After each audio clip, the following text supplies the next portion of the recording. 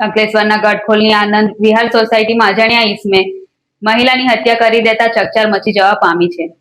ગત તારીખ 10 ઓગસ્ટ 2026ના રોજ કોઈ અજાણ્યા શખ્સે કોઈક સાધન વડે મહિલાના શરીરના વિવિધ ભાગોમાં ઈજાઓ પહોંચાડી તેની હત્યા કરી ફરાર થઈ ગયો હતો. અંકલેશ્વર શહેર બી ડિવિઝન પોલીસ સ્ટેશન વિસ્તારમાં ગઢખોલ નજીક આવેલ આનંદ વિહાર સોસાયટી ખાતે મહિલાની હત્યાનો બનાવ સામે આવ્યો છે.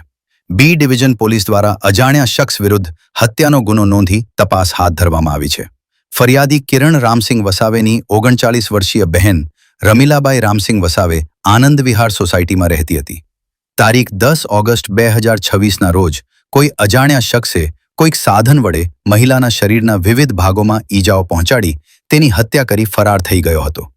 બનાવ અંગે જાણ થતાં અંકલેશ્વર શહેર બી ડિવિઝન પોલીસે સ્થળ પર પહોંચી તપાસ શરૂ કરી હતી. પોલીસે બનાવના સ્થળેથી પુરાવા એકત્ર કરવાની કાર્યવાહી હાથ ધરી છે. હાલ હત્યા પાછળનું કારણ અને આરોપીની ઓળખ અને પોલીસ દ્વારા વધુ તપાસ હાથ ધરવામાં આવી રહી છે. AB48 ન્યૂઝ ગુજરાત સાથે ધર્મેશ રાણા, અંકલેશ્વર.